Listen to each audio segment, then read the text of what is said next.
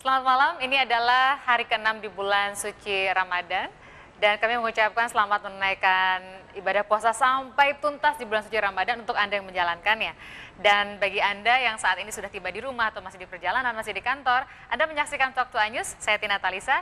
Ini adalah kesempatan bagi kami untuk mendapatkan kehormatan, mendengarkan pendapat Anda, mendengarkan pertanyaan dari Anda lewat iNewsTVMobile.com. Dan topik yang kami bahas pada hari ini berkaitan dengan apa yang terjadi kemarin. Kemarin 22 Juni adalah hari ulang tahun Kota Jakarta. Kita ucapkan selamat atas segala yang sudah diraih, tetapi tentu banyak catatan, banyak juga problem, banyak masalah yang menjadi tantangan kita bersama sebagai warga ibu kota dan juga Indonesia, karena Jakarta adalah ibu kota negara. Itulah yang akan kita bahas pada malam hari ini terkait dengan transportasi, dan mari kita kerucutkan, yaitu berkaitan dengan Gojek dan Uber.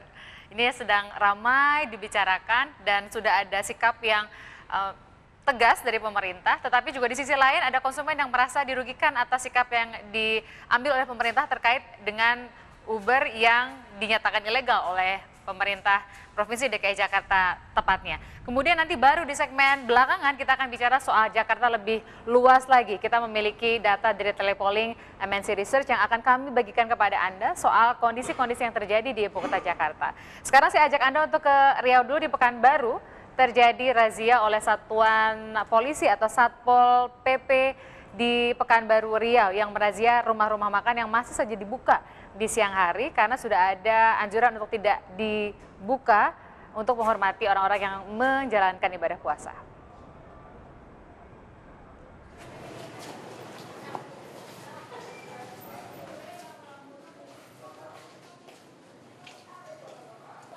Di Jalan Ahmad Yani, sebuah kedai kopi di Dapati membandel. Beberapa pengunjung berusaha menghindar.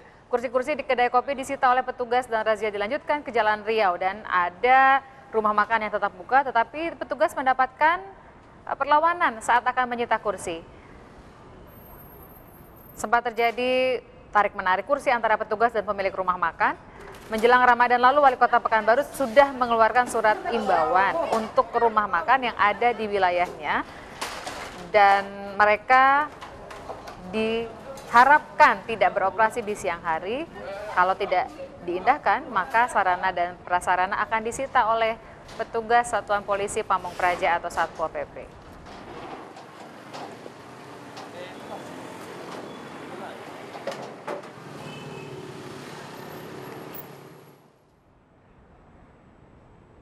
Dari Pekanbaru kita ke Bali, sudah ada perkembangan demi perkembangan penyidikan kasus pembunuhan Ananda Angelin, dan memang Kapolda Bali membenarkan bahwa keterangan dari tersangka AG mendekati kebenaran, tetapi sekali lagi Kapolda belum terburu-buru menyampaikan hasil akhir karena masih menunggu hasil olah tempat kejadian perkara atau olah TKP secara lengkap yang dilakukan oleh tim laboratorium forensik atau Labfor dan tim identifikasi Mabes Polri.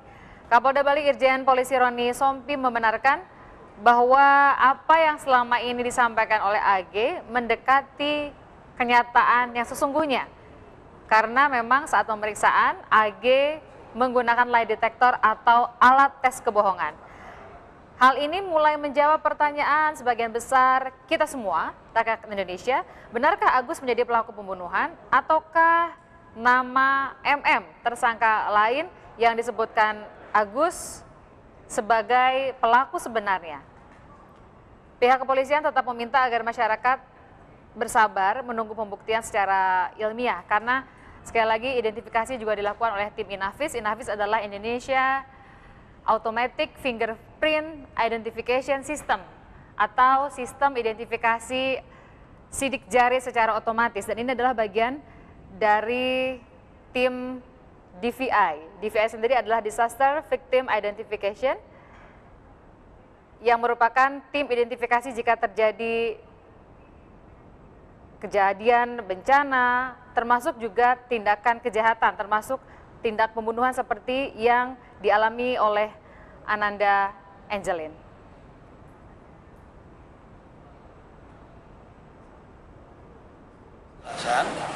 Tentang adanya keterlibatan orang lain lagi selain dirinya. Bahkan itu Ibu M. Jadi keterlibatan orang lain itu harus kita kuatkan dengan alat bukti yang lain. Pekan lalu kita membahas mengenai kondisi erupsi Gunung Sinabung dan sampai hari ini masih kita lihat bagaimana kondisi para pengungsi tepatnya di posko pengungsian, bahkan yang jaraknya 30 km dari Gunung Sinabung dipenuhi oleh debu vulkanik. Itu pun terjadi di ruas jalan di kota Brastagi.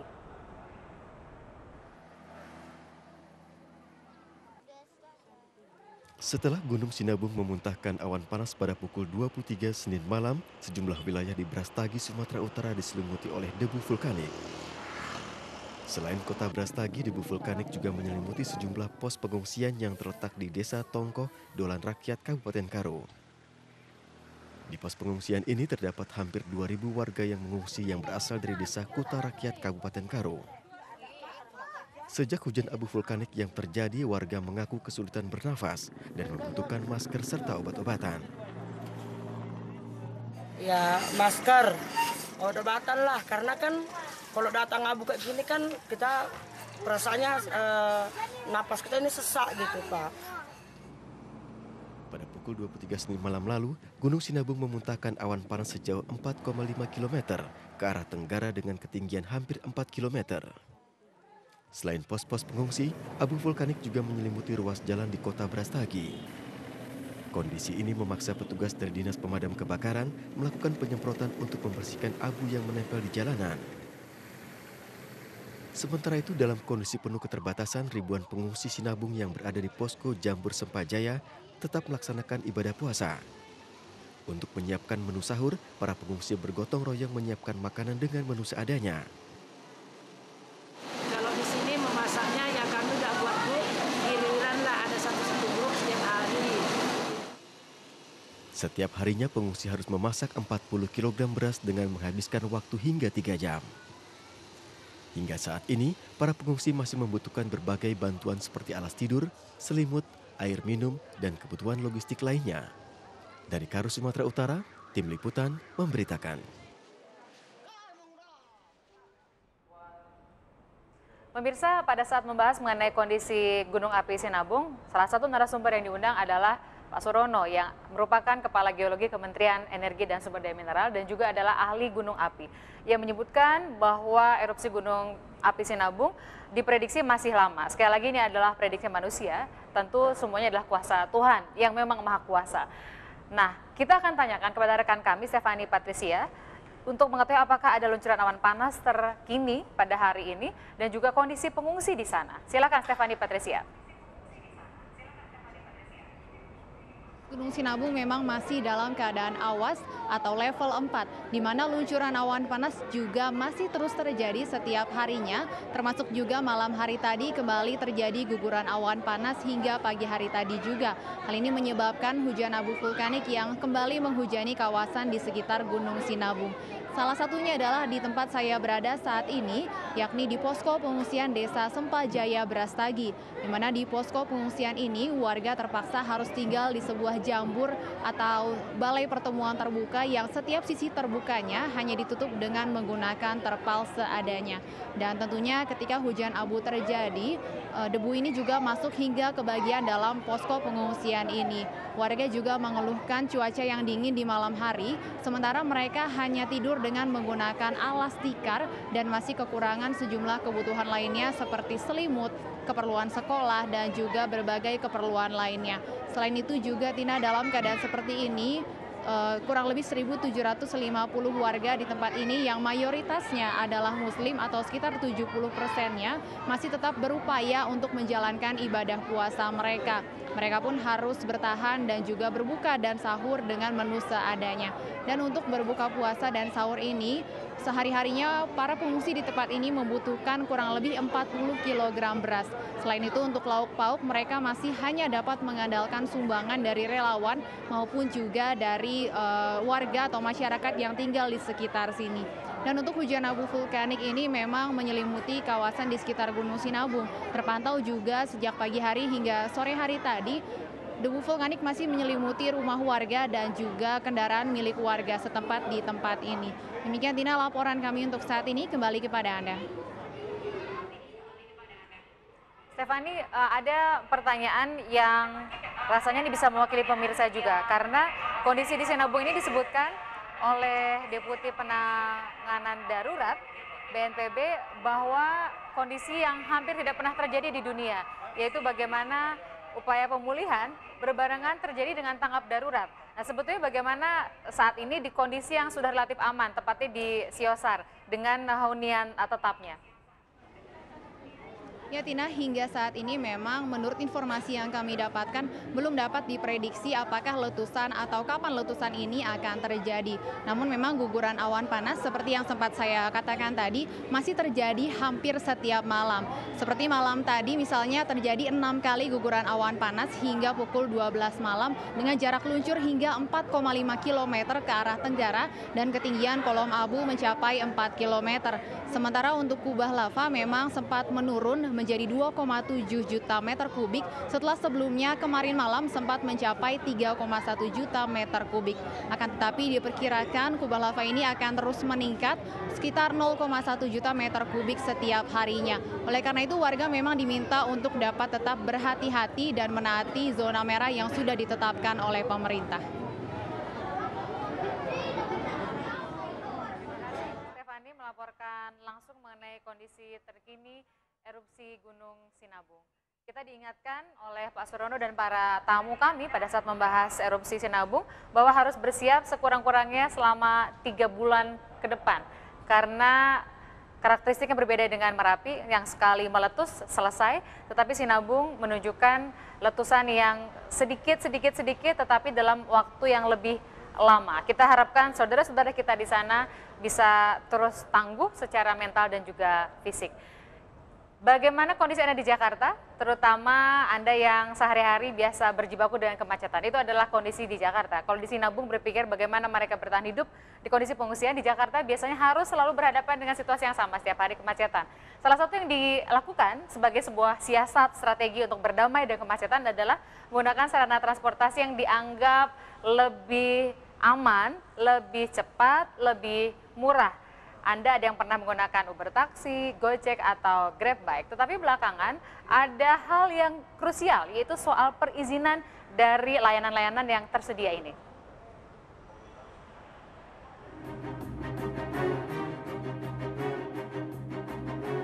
Nama taksi Uber bagi masyarakat Indonesia, khususnya Jakarta, mendadak populer. Kenapa tidak? Hadir sejak 2014 lalu, Uber langsung menarik minat para penggunanya dengan layanan tarif murah.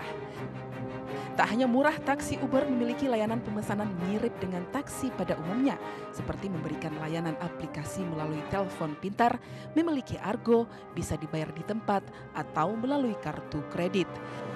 Namun belakangan kehadiran taksi Uber di Jakarta dihadang masalah. 5 sopir taksi Uber ditangkap oleh petugas gabungan Organda dan Dinas Perhubungan DKI Jakarta. Kelimanya ditangkap berdasarkan pelaporan pihak Organda kepada pihak Polda Metro Jaya Februari lalu. Taksi Uber dinilai tidak mengantongi izin resmi. Reskrim nanti dengan tim cybernya akan melacak bagaimana memblokir ini. Nah, tapi kalau tidak bisa diblokir ya polanya seperti ini, kita ada ya ibaratnya kita order, kita bawa ke reskrim, udah tangkap. Sementara pihak kepolisian hingga kini masih memeriksa sejumlah saksi dan alat bukti. Pengelola taksi Uber pun terancam pasal penipuan karena selama beroperasi tidak sesuai dengan regulasi daerah. Perbuatan melawan hukum yaitu 378 penipuan. Ya. Terus penipuannya apa Pak?